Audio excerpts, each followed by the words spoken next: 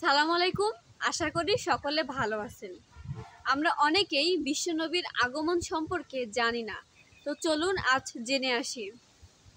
পবিত্র কোরআনে আল্লাহ আখিরি নবীকে কেন পাঠিয়েছেন সেই সম্পর্কে 3টি আয়াত উল্লেখ করেছেন। তিনি বলেন, আল্লাহ তার রাসূলকে হেদায়া ও সত্য দিন সহ পৃথিবীতে প্রেরণ করেছেন, যেন তিনি একে অন্য সমস্ত দিনের উপর বিজয়ী করে। সূরা তওবা 33, সূরা ফাতাহা 28, সূরা সফ 9।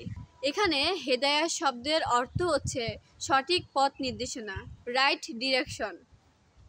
আল্লাহর পাঠানো এই সঠিক পথ নির্দেশনা হচ্ছে জীবনে একমাত্র আল্লাহর হুকুম ছাড়া আর কারোর হুকুম না মানার অঙ্গীকার করা।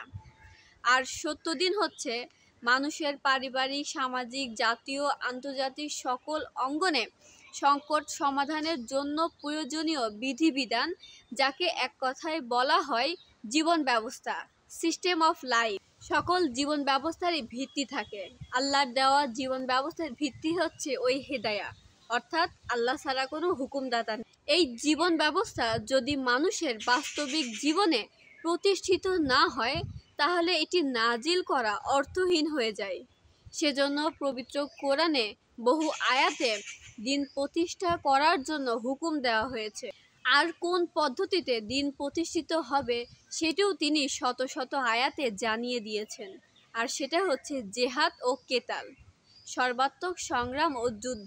মহানবী আল্লাহর এই নির্দেশ অনুসরণ করতে যেয়ে তিনি বলেছেন, আমি আদিষ্ট হয়েছি মানবজাতির বিরুদ্ধে যুদ্ধ চালিয়ে যেতে, যতদিন না তারা আল্লাহকে একমাত্র হুকুমদাতা হিসাবে মেনে নেয়। দিন প্রতিষ্ঠার এই নির্দেশ বাস্তবায়ন করতে যেয়ে তিনি সারাটি জীবন অক্লান্ত পরিশ্রম, অকল্পনীয় ত্যাগ, কোরবানি ও শতাধিক যুদ্ধ করেছেন। সুতরাং এক কথায় বলা যায়, দিন প্রতিষ্ঠার উদ্দেশ্য হচ্ছে মানব জাতি থেকে সকল প্রকার অন্যায়, অবিচার, অশান্তি, মারামারি, কাটাকাটি দূর করে শান্তি, ন্যায়, সুবিচার, সাম্য, এক কথায় শান্তি, ইসলাম প্রতিষ্ঠা।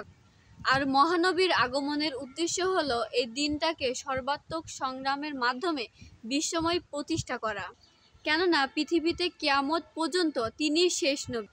দিন প্রতিষ্ঠিত হলে পৃথিবীতে শান্তি আসবে, আর শান্তি আসলেই ইবলিসের চ্যালেঞ্জকে আল্লাহকে বিজয়ী করা হবে এবং মানুষ খলিফা হিসাবে আল্লাহর শ্রেষ্ঠ সৃষ্টি বলে প্রমাণিত হবে।